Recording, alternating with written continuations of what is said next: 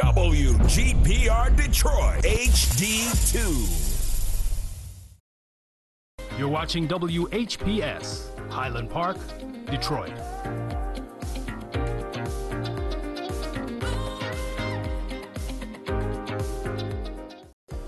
The views and opinions expressed on the following show are not necessarily the views and opinions of WHPS, its affiliates, management, or sponsors.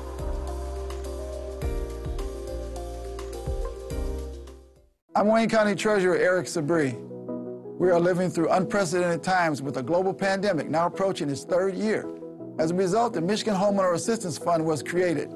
This fund, administered by the state of Michigan, is designed to help homeowners cope with pandemic-related hardships, such as delinquent property taxes. To see if you qualify, please visit. Call 313-388-9799 or email taxinfo@waynecounty.com. We're here to help.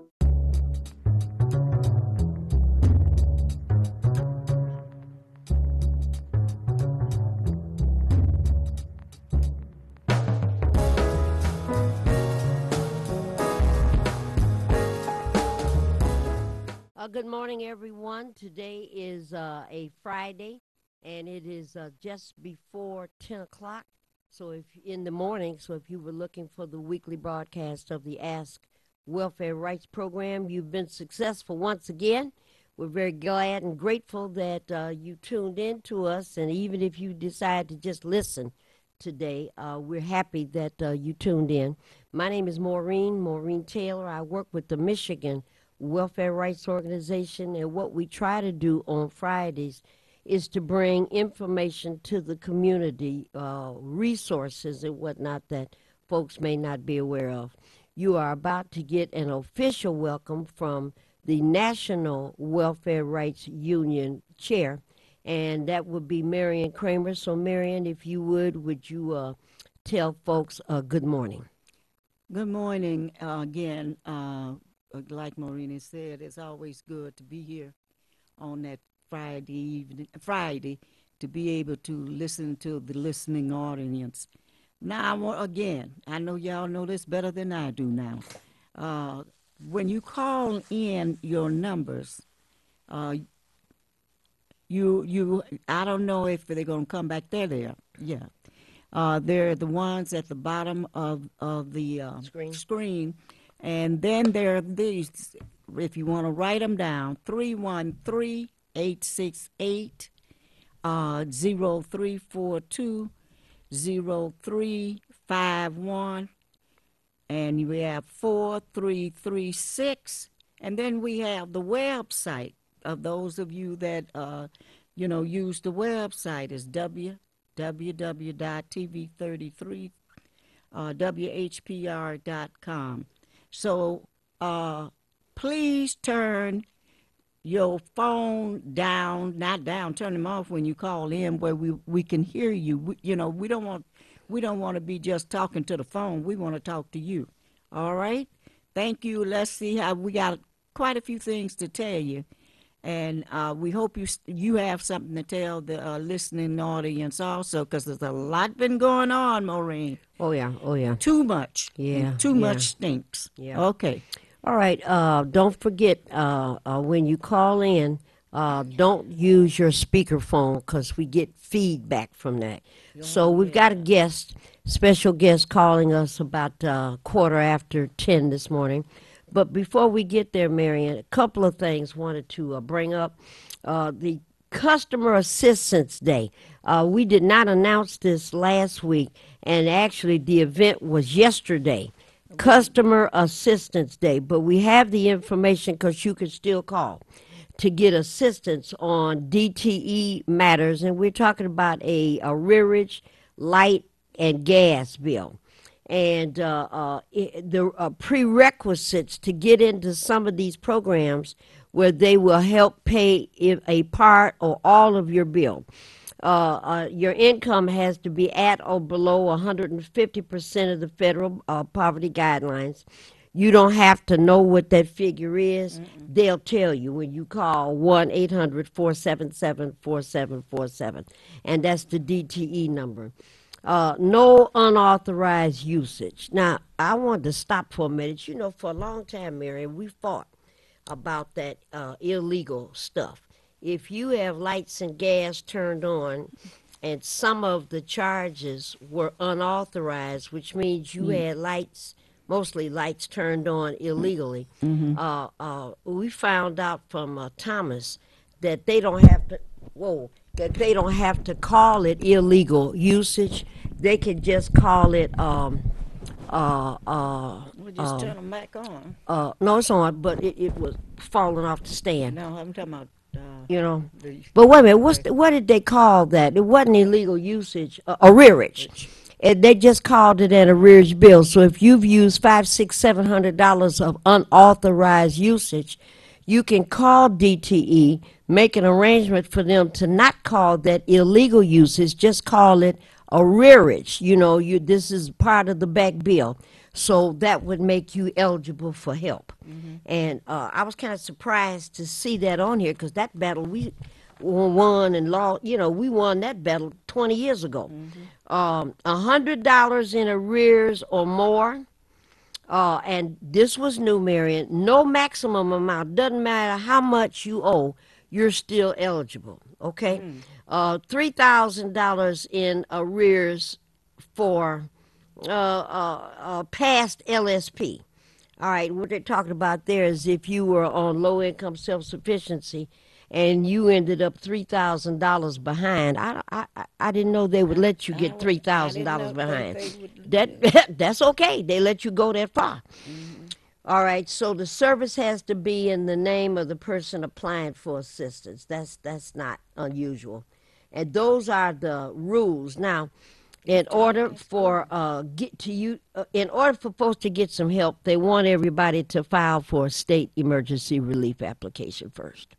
So you file for that, and then you need to get it approved.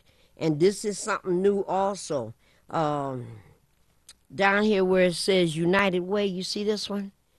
United Way for clients who are not eligible for LSP.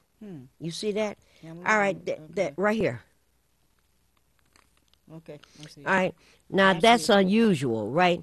Because in the past, everybody had to have a SER app that was approved. So So there's- apparently you don't have to have it approved. If you can't get approved, then you can contact the United Way and they'll point you to some places where you can still get Wayne help. Metro and all Yeah, that stuff. that's kind of new. That's kind of new. So Salvation Army, the number is 822-2800. You could get help after an approved SER. St. Vincent de Paul, 393-2855. This I don't know where this group is. That's outside of Wayne County. Okay. And then United Way, 844-211-4994. And the oldie but goodie, Wayne Metro, 388-9799. So if you call any of those places, you will be eligible to get additional assistance toward a back DTE bill. Caller, you've been very patient. Thank you for waiting and thank you for calling Ask Welfare Rights. Caller, you're on the air. Grand Rising, ladies. Linda. Grand Rising, how are you? All righty, Grand Rising to you. all right, we're ready for our Highland Park report.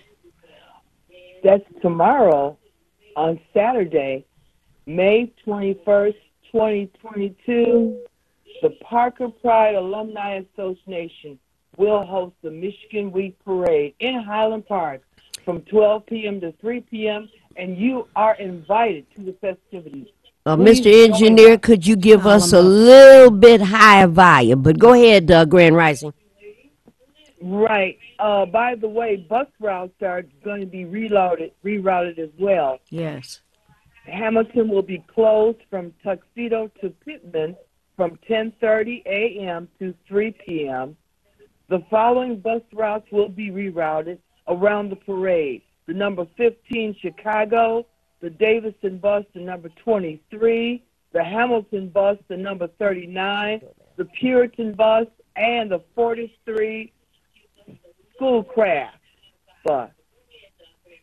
Okay, so in other words, Woodward is not going to be available between 12 and 3 Saturday during the parade? Make a note. It's Hamilton. Hamilton, Not I'm sorry. Woodward anymore. I'm sorry. Uh-huh. Hamilton. Okay, won't be Yep. available between 12 and 3. That's right. Okay. All righty. Now, Gracie and I are ready to roll. all right. Now, what about, I'm starting to get telephone calls, Madam Rising, where people are now wondering what are the hours for COVID shots and testing now that our numbers are exploding. So would you give us an update about the Highland Park Rec Center and where people can get COVID testing and vaccines and boosted? Right. The city of Highland Park is offering free COVID-19 vaccines. That's the Pfizer, Moderna, and Johnson & Johnson. Still Wednesdays, 2 p.m. to 8 p.m. The first and second vaccines for ages 5 and up. The first booster vaccine for ages 12 and up. FDA-approved second booster vaccine for ages 50 and up, or those with a compromised immune system.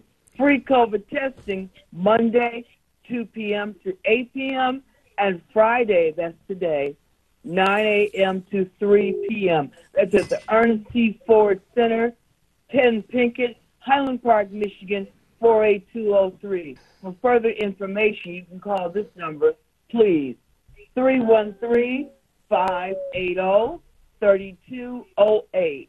That's 313-580-3208. All right. Okay, Linda. We get a lot of calls now, starting to get more people calling, wondering where they can go to get their first or second vaccine and the first and second booster. So we've been passing that information along. Mary, what were you going to ask her? Oh, no, I'm through. She got everything. All right. Madam Grand Rising, anything Oh. else we need? Well, hold on, Mary. Did you hear the news last night, Linda? About, Again on Highland Park. oh, well, what are you talking about? Was this about still the police cars? No. What are you talking about? I'm talking I'm about talking about that the marijuana facility was shut down, and allegedly the mayor asked for 2 police cars if everything could just be erased and not even mentioned.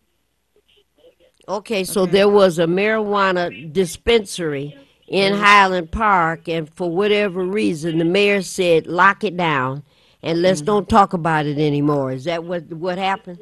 As long as you give us 2 police cars. No, I didn't hear about that. I was talking about the attacks from Gleamer. Channel 4 was talking about us not paying and that they're having problems and stuff. So, The same. the same old thing. Yeah, attacking Highland Park for not paying your water bills. And that's a lie. Okay. And we probably will be trying to bring the head of the water department here, because he offered to come, to come and speak. Yeah. All right. All right. All right, Madam Grand Rising. Things, what do they say, are hot and popping all over the place. Okay. All righty. Tomorrow on Hamilton at noon, we'll be there. Good thing. It's a good time for the community, and this is the 68th year of the annual Michigan Week Parade. So we're inviting everybody from Kalamazoo to Lansing. Come on and celebrate with Highland Park in the Michigan Week Parade. Yes. All are invited. Let's get to know each other. All right. Thank you very much, Grand Rising. We appreciate your report as always. Thank you. All right. Now, thank you. Bye-bye. All right, 868-4336, 868-0351, 868-0342. Now, we gave this information for folks that have gotten an approved SCR, and the Welfare Department is able to help with an amount. Let's say they'll put $1,500 on a back bill, and you still owe another $600 or $700. You can contact one of these other agencies Salvation Army, St. Vincent de Paul, United Way. You know who's not down here, Marion? I'm just not noticing. Thaw. Thaw is not on this list, and you can always contact the folks at Thaw to help with finishing up that payment. Call one of those other organizations, and you should move to do that very quickly. The Winter Protection Program, when did it end? March 31st. And April the 1st, DTE is sending out reminders that whatever you didn't pay over the previous 5 months, you owe now. And so by the end of April, they started sending out shut-off notices. So don't fool around. The money's available. And then I wanted to say one other thing. Marion, I mentioned this to you last night. The governor is trying to come up, or she's talking about giving $500 to all registered drivers, yes, thank you. All registered drivers. You just made me think she could have gave, and then maybe the next group is registered voters. All right, but $500 a piece to registered drivers in the state, and wants to do that. We got this federal money, and it's several billion with a B dollars still in that fund. So she's talking about $500 per registered driver to help with the cost of gas at these gas pumps. Boy, $4.49 a gallon, more than a notion. And some of these folks are saying by this summer gas will be $6 a gallon. Woo-wee. So she's trying to give out $500, and Republicans are arguing with her, talking about they got a better plan to give out $1,200. Now, it won't be this year. You have to wait for it, and you can get it next year, and then you can get it for the next year and the year after that. So you'll be getting $600 in 2023 and another $600 in 2024. But they want you to hold a whole lot of stuff because the gas prices are up right now. Yeah, and that's what she was talking about. Trying to fix that right now. To try to give us some help. Now, not later. They're talking about now. They get a big fat check from all of us every month, and when they no longer are quote unquote, I put it in quotes because they don't serve us. They still be getting money, Maureen, when they're not up there on the end and all the rest of it. We still are taking care of them, but yet and still they want to slap us in the face. Well, they want you to wait, yeah, so you just wait for a little while. All right, you just hold on a moment.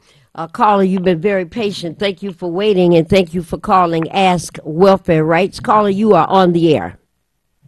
Good morning. Good morning. This is Tanya Myers Phillips. How are you? Wonderful, wonderful. Ladies and gentlemen, this is our guest. This is Attorney Phillips, Tanya Myers Phillips. I first became aware of this young lady a couple of weeks ago, and I saw her doing battle with the Detroit City Council and raising this question, Marion, of why it's important for persons who are being evicted to have representation. And this young woman she was looking like Joan of Arc. She was on there with a shield, and she had a whip and a chair and all kind of stuff. And I was really impressed. And then able to find out just shortly thereafter that she was available to call in and talk with us on the air today. So, Ms. Attorney, let me call you that, Esquire, Attorney Phillips, bring us up to date on that particular fight and what we needed to know about representation, and how is it that you found out that this was a void that needed to be dealt with, and welcome, Attorney Phillips. Go ahead, talk to us. Well, good morning again, and I'm so honored to be on your show and have this conversation this morning. In terms of how it came to my attention, I've been working in housing justice since 2009. Okay. And I noticed, the tremendous amount of evictions that were coming through our community, and they're averaging over 30,000 a year. And, there simply was not and is not enough legal representation. And just witnessing our most vulnerable community members, our mothers, our elders, families with children being put out without really having a chance in court. It's morally wrong. And in terms of due process, being a lawyer, I understand that it's difficult and sometimes nearly impossible to navigate the legal system when you're not an attorney. Yes. So it's an unfair advantage. Over the years, I became familiar with the right to counsel as a solution, looking at other cities throughout the nation who implemented right to counsel ordinances. New York was the first one to do so in 2017 to provide free legal representation to persons facing eviction. And other cities have had the benefit of seeing how this has played out in cities across the nation. And we know and have learned that evictions decrease when you have legal representation. And even in Detroit, we studied our own cases, and we know that a person is 18 times more likely to avoid eviction when they have an attorney. And that's a huge difference. So legal representation to me means our mothers and our babies have a strong chance of staying in their homes and our communities are stabilized. Yes. So myself and other committee members are like, hey, we need to fight for this, So the Detroit Right to Counsel Coalition formed about 2 years ago.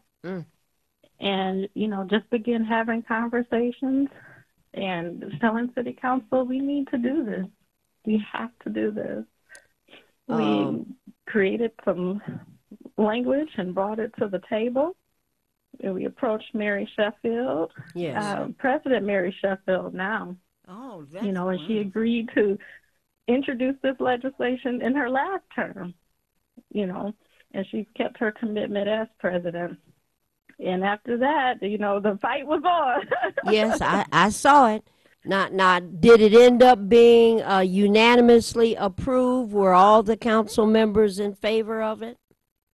Yes, that was a tremendous win, for our community, 9-0. And it wasn't because it was a lack of opposition, but on the flip side, the show of solidarity and support from community members coming out, making comments, writing emails was so strong and so persuasive. All 9 council members came along. And the Detroit Right to Counsel ordinance was passed on May 10th. Really new, May 10th. That was just 20 minutes ago. Okay. Exactly. That is fantastic. Now, is any of that ordinance, is it retroactive? Are we starting on May 10th and going forward? Starting on May 10th and going forward. Okay. So there's a time frame of implementation, because there are still some other procedural steps that need to happen. And the deadline to get everything done is October 1st. So the ordinance passed, and that calls for full legal representation for individuals whose income doesn't exceed 200% of the federal poverty. So it's for low income. Okay. Yep, for low income. Okay. Full legal representation, not advice. So that means the attorney takes the case from start to finish. Community outreach is also a component here. So community outreach will be funded as well. Okay. So people can know their rights, which is important to get on the front end of things. There's also a robust reporting requirement. And there's an annual public meeting to get feedback on the program. Okay, now Marion's got a question to ask you. Go ahead, Marion. When you coming to Highland Park? I'm inviting you to Highland Thank you Park. for the invitation. Yeah. Okay, because Thank you for the if we can invitation. get such wonderful legislation, resolution, and ordinance passed in Detroit, sisters and brothers in Highland Park are going to need that kind of Hamtramck, help. all those places. Sisters and brothers in Hamtramck are going to need that kind of Yes. help. So for sure, this sounds to me like a tremendous victory. Yes, it and is. and Yes. what I want to do is I want to go a little bit further. If you have the time, I know we're kind of hog tying you. If you have the time, the it used to be, long before COVID, and I would be down at 36th District Court. And the folks that were there for landlord-tenant disputes was the biggest area. And folks were down there without representation, just unclear about what to do, how to fight these battles and whatnot. And how I heard you say, who you talking about? I'm trying to remember. Judge Alex Allen. All right, now, Attorney Phillips, you talked about one outreach meeting to let the community know what's possible. I would urge you to think about, we need more than one. We might need 2 meetings, and then move that on to quarterly meetings, because again, before COVID, so many people were down at 36th District Court and just milling around, just not knowing what to do. So what's the physical aspect of how this ordinance is going to be shared so that folks at 36th District Court, I don't know if they still have those areas for landlord-tenant disputes, how are people going to know that legal representation is available? Tell us about how they would find out. Yeah, so that is an excellent question. And now with everything being virtual, that complicates things somewhat. Yeah. And there's so many challenges with virtual court right now. Yes. So largely the things that have to occur under the ordinance is that there needs to be a posting in 36th District Court. There need to be postings at the Coleman A. Young Municipal Center. Yes, indeed. It specifies that outreach must go out through local media. Let's see. We specify community-based housing organizations that receive funding from the city of Detroit need to know as well. And then the rest is not specified, and that's a good thing in a sense. So we're not boxed in. It just says community outreach is a part of what must be funded. And I think that's good because that gives community a chance to define what that means and what is the most effective way to doing it for ourselves. Okay, now, and let me just share a couple of pieces of information. Oftentimes when the city says this is what we're going to do and how we're going to do it, they have good intentions, but it never turns out right, never.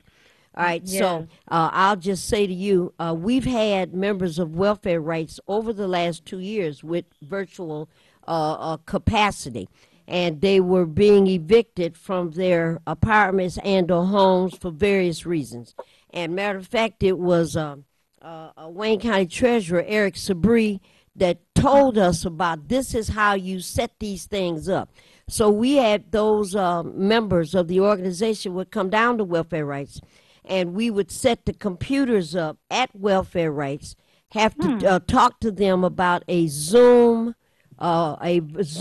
virtual hearing, and would request, we put together postcards and send a postcard to 36th District Court and ask for specifics about how this member or that member were going to have a virtual activity, and 3 or 4 members of welfare rights would be in the room at the same time, and we would be alerting 36th District Court that this is what we wanted to do. Now I've forgotten is Judge, oh man, what's his name? Kenneth King. I don't know if he's still the chief judge at 36th District Court. I can't remember. He's not the chief judge, but he's still a judge. Okay. So now Well, we have McConaughey. we had written him and sent postcards to him, asking that he help us and give us permission to have this event set up like this. And his answer was always absolutely. He agreed and would help us in any way possible. So I'm just passing that on to you, Attorney That's Phillips. wonderful. Yeah, we need for the community to be notified. So if Mary and John and Jackie and Sam know that they got a notice from 36th District Court that they're going to be evicted, that with that eviction notice comes a separate piece of paper, whole brand new separate piece of paper that says call Tanya Phillips or you'll call somebody at this number for help to set up your virtual hearing. Something separate so that they would be able to see it and know what to do. So I wanted to bring that up. But then here's my question. Stay with us a few more minutes. What happens if a person does not get the information that representation is available and they show up on a virtual hearing without representation? The judge says, are you represented? They say no. The judge says, why not? I can't afford it, which means I didn't know I could get help. What would be your response to that kind of scenario? Because that's what's going to happen. Right. Well, first I want to say that is an excellent idea, and definitely want to partner with welfare rights with getting that done. Wonderful idea. Attorney Phillips, Marion, she talking to you. She wants to work with you. She talking to you, Marion. Okay, I'm messing with you. Go ahead. Learn. Okay, go ahead. Right. Well, the other part of the question is what happens when you come to court without legal representation. So right now, there are attorneys who are in the virtual courtroom and will at least provide advice. That doesn't mean that they're assigned to the whole case, which is why this ordinance is so important. Because at least on the criminal side of things, before this ordinance passed, everybody knows if you're charged with a crime and you cannot afford an attorney, then one will be provided for you by the state, and you have to be advised of that right. Well, before this ordinance, we didn't have anything equivalent to that on the civil side. So now with this ordinance, we do need to partner with the court and let community members know that you should ask for legal representation under this ordinance. Right now, the first hearing is adjourned, and during that time, you can follow up with the Legal Services Agency saying, I am eligible. I'd like to receive legal representation. Okay. Now, the other side of that advocacy that we need to finish as a community is making sure that the ordinance is fully funded so that can happen. Right now, $6 million has been allocated under American Rescue Plan Act funding, but that's short of what we need. So we have to come back to the table and say everything is supposed to be done by October 1st. So we expect our elected representatives to fully fund this ordinance with the public money that's sitting right there, designated for this purpose. So that's another part of our advocacy that must continue. Okay. Well, if we can get them, really appreciate you calling in. If we can get the information, we have some young people that are highly motivated that will get out there and make sure that the people in the communities get that information. So thank you. Well, wait now. I'm not letting her go yet. She got to wait 10 more minutes now. Hold on. Go on. All right. I'm concerned about waiting till, and you didn't say waiting, but having to keep this window of opportunity open for being fully funded till October. Now, if the ordinance was passed on May 10th, so that's May, June, July, August, September, October, that's 6 months. May, June, July, why can't we push for the funding to be complete by July? I mean, you know, we have billions of dollars in Michigan. Yes. A whole bunch of money floating around in Detroit and certainly in Wayne County. We need to get the Wayne County Warren Evans. We need to get, for sure, we've got Mary Sheffield already on this, Duggan. We need to get the governor. I don't see there. Why should we wait until October when the money's available now? And you are already busy. You are already busy involved with this. So why is the outside date all the way to October? We need the help now. Absolutely. And it doesn't have to be September 3rd or October 1st to wait until this is done. The only other things that need to happen procedurally, and these things can happen at the same time, is that the ordinance calls for an Office of Eviction Defense to be created. So a new set of administrative rules have to be created, and that's another set of city council hearings. So procedurally, that has to happen as well. All right. But doesn't need to take until October 1st to get that done, certainly. And I'm hoping sooner than that. Yeah, I have seen Detroit City Council get into emergency sessions and within 30 days create opportunities that need to be dealt with immediately. So, you know, I would, and Marion, I think, is right. We know some young folks that are highly motivated, and you know, send them down there to the council, and I guess what, you get 1 minute apiece. And they go down there with fervor and energy and talk about, let's create whatever this council or whatever this new entity is. And we don't need 6 months. They ought to be able to do that in 30 days, 60 days. And I know the whole vetting process, you know, and how are we able to recommend people for that task? You know, it sounds like a new department it has to be set up. How is the community able to recommend names for folks that we would like to serve on that body? How would we do that? Well, we just have to get together and do it. That's the kind of talk I like. Yes. That's what I'm talking about. Say, we just have to get together and do it. That's okay with you know. Yes. Okay. No, that sounds right. That sounds right to me. Okay. Attorney Phillips, tell us anything else that you think we need to do. And certainly I would ask you, I know we holding on to you for a while. There are other things that need to be discussed. But this is so important, it's so critical. I hope you will let us invite, you know, be open for an invitation again to update us. But tell us in terms of, used to be about 1.1 million people watching this broadcast. So I don't know, you know, because this broadcast right now is repeated 2 or 3 more times at different times of the day. So a lot of people are going to hear this. What do you want us to know, and what can we do to help out? Awesome. Well, we should know, and the listeners and Detroiters and allies all across the state should know that the people are powerful. This happened because the people stood up and said, you know, we're not taking this anymore. You know, we have a crisis, we have a solution, and we need this ordinance in place.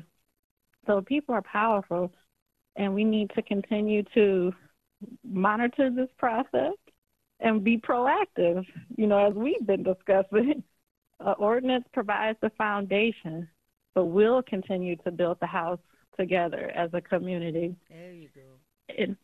So please stay involved with the Detroit Right to Counsel Coalition. You can follow the coalition on Facebook, and our address is facebook.com/Detroit RTC. Or, you know, just right to representation. You know, call Michigan Welfare Rights and set up the meeting, and I'll be there. Yep. Okay. All right. That's what we're talking about. Yeah. This is an outstanding process and an outstanding thought. it just never occurred to me, and I remember those days going down to 36th District Court, and just people all over the place in tears, all upset, not knowing what to do.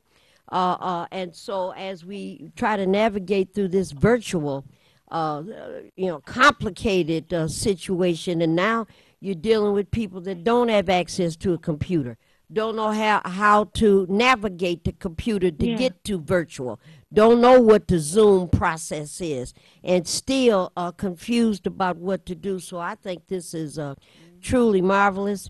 Attorney Phillips, Marion and I are so very grateful that you took the time to call us this morning so that we could at least hear this. We'll get a couple of pieces of information over the next week or so and put something together at Welfare Rights and talk about, let's do a virtual Zoom activity there. You know, the way we do things, we will we show everybody what you have to do to get on this call. So Zoom and a phone call. So in the next 2 to 3 weeks, we'd like to keep that door open where we can have an opportunity to invite people to call us directly down at Welfare Rights, and we'll go from kindergarten to the first grade, from the first grade to the third grade, get double promoted, go to the 8th grade, and then send them on to high school so we can make certain that this does not happen to members of our community. Absolutely.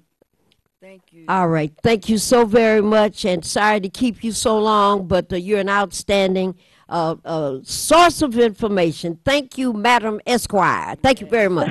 Thank you. All right. Thank you very much. We'll be in touch. Sounds great. All right. Thank you now. All right. 868-0342, 868-0351, 868-4336.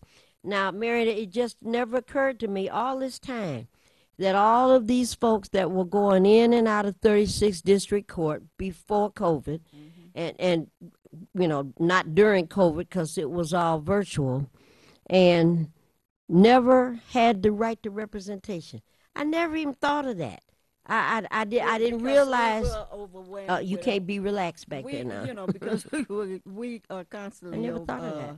Have all this other stuff on our heads, but this fits right in with what people need out here. Yes, you have the right to be represented, and there are always extenuating circumstances. You know, a lot of people have been really hurt and injured by COVID, and low-income people get hurt first, and they get hurt the worst. 1 million people already have died from the COVID infection, and all those people that are deniers, it's just really the flu, and it's just really upper respiratory. Go dig up our friends and family and go tell them how wrong they were and how mixed up they were. So, the people are being put out of their places, and there's money and resources around. Money and resources available to stop that from happening. Particularly, the governor's task force. We're having a meeting this afternoon, and I'm sure this is what Thompson and them are calling this an emergency meeting, and that's because our COVID numbers are exploding. Exploding all over the place. First thing this morning, the first thing when you turn on the TV in the morning time to see the news and what is going on, one of the leading things is that it's not decreasing, it's increasing. You see? How many we have lost, and how many, it's really sad that all this technology out here, and the fact that all this, they know, people don't realize that in D.C., these folks, when they say they don't have money, that's a lie. I don't even think they don't say they don't have money no more. They just don't even talk about it. They because don't they know talk it's a about lie. it, but it's a big lie. They can float money anywhere they want to. And, it's coming, and Maureen and I, for a long time, we didn't want to believe it. But we know it's coming a time that you don't need no money. You don't, but, you got to get the right people doing the right things for the benefit of all of us. Well, another $40 billion aid package was passed unanimously by both houses. Democrats and Republicans over the war. And 40 billion with a B is what I want to say. you know, and this was yesterday. Mm-hmm. And so, again, welfare rights, I think these women and children that are running for safety, they need help. They need I'm a for lot it. of help. But we got a lot of women and children running for safety from South America. And we got a whole bunch running for safety in Africa. We got a whole bunch coming from Haiti that need help. People running all over the place. I think by the time they come around here, maybe thinking, well, I don't know, this may not be the safest place to be coming to Buffalo or going to anywhere in Minneapolis, So, there's some dangerous places in America here lately, But the situations are so horrible, and they always, how we used to do, Marion, what's that in that pocket? What did that $1 billion, how did that get in there? There are millions of women and children running from evictions, running from hunger, running from poverty, running from all kinds of things right here. And when you divide up $40 billion with 140 million people, Reverend Barbara says, are at or below the poverty level, that's some significant funds that would be made available for folks that are in some trouble. Marion, I want to move on to this other event that's happening today. And you didn't look at that. Look at your second piece of paper. Made me think about Victor. This is Family and Friends Open House. Now, Friday, today, May 20th, from 12 until 5, last minute notice. 12 until 5 today at 7800 Pearson. That's a 48228. So we talking Pearson near Warren and Joy Road. All right. The Focus Hope, DTE, and the International. Look right here, Marion. International Brotherhood of Electrical Workers. They got this team together. This is their second year, I think. The Tree Trimming Academy. They did it last year. So, we argue a lot about these doggone trees and these branches that fall with the slightest bit of wind and fall on a wire. Fall on a wire and your electricity go off. Everybody in the neighborhood is blind for hours, if not days. So they put together, at our urging for, years we've been talking about this, put together this institute. It's an academy, and here's what it says. The IBEW Union Tree Trimming Academy is a paid-to-learn training program. They pay you to get involved. Look, young people. Wait a minute, let me read it all.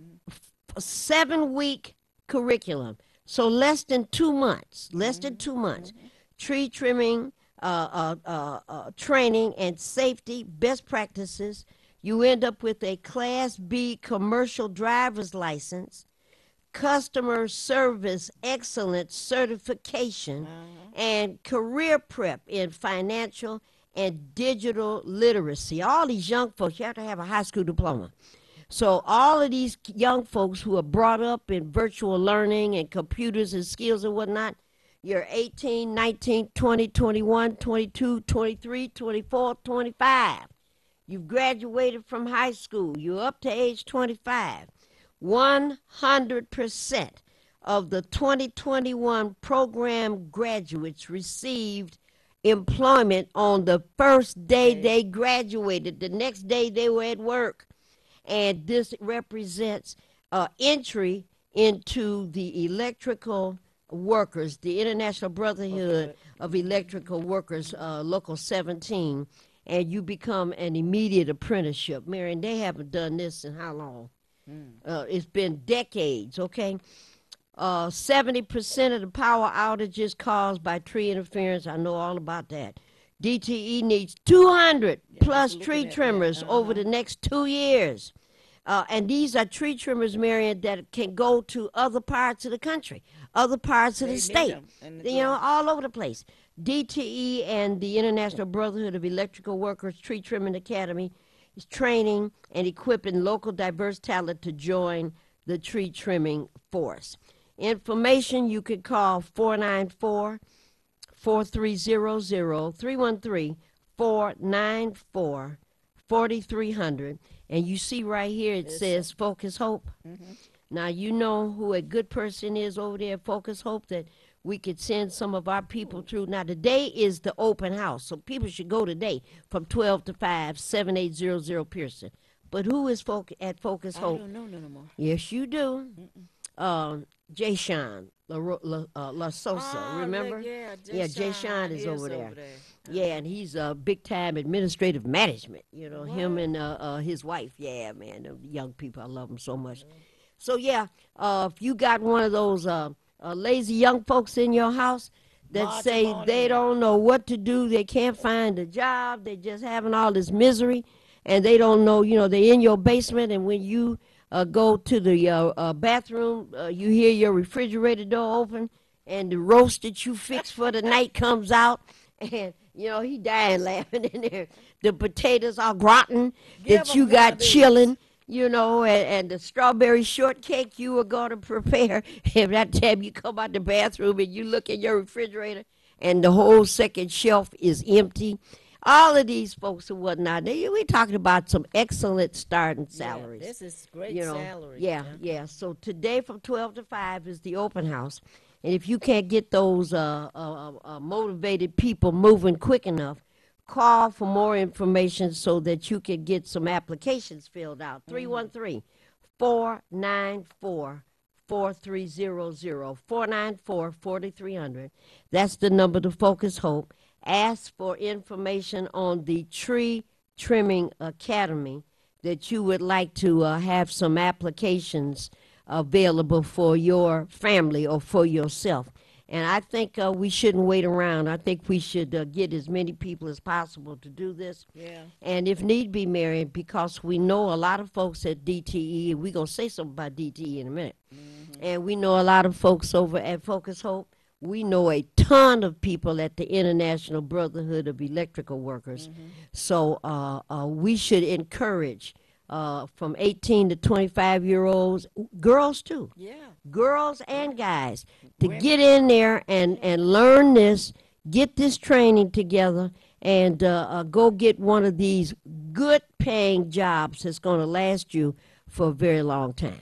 And Marion, stop relaxing. I was really relaxing. I was enjoying. The thing about this, Maureen, this is something they can go on and even get a better job. Yes. On, because this is a good job to get for today's young people. And you don't know what you're gonna find out. Yeah. So please, it's a good base. Yeah, good just don't think that we brought these papers. Maureen brought these papers in for us to sit up and fan with. They have a meaning. Learn how to trim these trees. And look, it's not an all-day thing. Go. Yeah, go check into this. Now, two more things right quick. I got a young lady that reached me yesterday. And, for years, Marion, I've been trying to get people to go to the surgical tech school. Oh, yeah, that's surgical. At Wayne County Community College, right? Uh-huh. And the last time we had, that was pre-COVID. We had that registration destination event down at WC3. Uh-huh. 800, 900 people showed up on a 1 week's notice and got registered for college. And you remember, I think I said it was a $100 bill. It was really a $1 bill. I give you $100 if you go over there to that table and sign up to be a surgical tech. And what the surgical technicians do is they clean the scalpel, they clean whatever the instruments are that doctors use in surgery. And it's the starting salary, 8 years ago was $32,000 a year. So Wayne County Community College, I was gonna leave y'all and go. I remember, was that you and Gwen? Y'all was gonna leave us? We're gonna leave welfare rights. We going to surgical tech school, But it's only 2 schools that offer that training in Michigan. Yep. So I had a young lady call me yesterday and taking classes, learning how to be a surgical tech. I mean, this is a national and international job. Learning how to clean all of the instruments and you have to keep everything meticulously clean and put the right implements, the right tools in the right order so that these surgeons can go in there and save people's lives, right? And those classes are starting up again in September. I think it's too late for people to join now. But, Marion, apparently that $1 bill I flashed around, people heard it, and they tell me that they're now, in the last 2-3 years, more and more people are signing up to become surgical techs. And that's so important because after you get the training and then go someplace to do an internship and learn more, and then you can take that task all around the world, right? Yeah. And with that, I wanted to just make a very quick comment. Very good. Thank you, sir. It has come to pass that some of our younger organizers have had some disagreements with welfare rights. That's not unusual. And have said some disparaging remarks about Michigan welfare rights. And the comment, and Miss Gracie and Miss Linda want to make certain that you are aware of this, that some of these comments are coming out of some of the energy groups in Highland Park. And the comments are something along the lines of, well, those people over there at Michigan Welfare Rights, that would be us. We got a grant and we got money from DTE. A big lie. Well, I want to make it clear. They're trying to set us up like DTE is paying us. To do what? To do what? That's what I want to know. All right. We have received money from DTE in the past. Okay. And we don't hide it. Money we get from DTE, and I say we haven't gotten any lately because we haven't asked for anything from them. But the money that we get from DTE, we turn around and we pay people's lights and gas and, lights and gas bills, their radiator bills and all that. That's what we use the money for. So if you give welfare rights $5,000 from DTE and we send you a note and say, thank you very, very much, Mr. Cole, for sending this check. And we run right down to welfare rights and we take a look at our members, who's behind on a light bill, who's behind on a gas bill. And we go ahead and we pay those bills with that money. But the reason I told Marion we better say something about it today is because people are trying to throw rocks at welfare rights by saying, we receive money from the enemy. And we're real clear about who the enemy is. Very much so. I make no bones about it. You write welfare rights a check because you like the work that we do. We're very appreciative, but we're going to use those funds to help our community. And so folks that are confused about our mission, it's not a problem to give us a call and ask for some clarity. But, let's don't start throwing stones at each other. And we wanted to make certain that we said that before we got off the air. We only have about 2 minutes left. We need to announce the upcoming event with Call Them Out. Oh, yes. Carter, you're on the air. You have about 30 seconds. Yes, I just called to say that you ladies' hair looks so nice. Thank you, ma'am. Thank you. And that's all I wanted to say. Well, that was enough. That was enough. Thank you so very much. Appreciate the call. All right. Bye-bye. All right. Next Tuesday, Marion, the 24th at 10 o'clock, where will we be?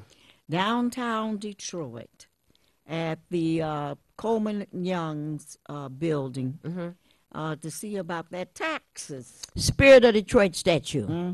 So we'll be there next Tuesday, the 24th of May. Spirit of Detroit, Jefferson and Woodward. And Agnes and some of the other folks have called for this convening. Yes. And we'll be there. And anybody that's got upset problems with their taxes and you want some of your overtaxed money back, bring your tax information. And Agnes is going to tell you what floor to go up there and demand that you get your money back. Okay? Let's start supporting each other and stop trying to put knives in our backs. We don't need those kind of people. No, we don't. All right. Lord willing, the creek don't rise. Some of us will be Tuesday at 10 o'clock in front of the Spirit of Detroit. demanding that our $600 million in overtaxes some kind of way come back to us.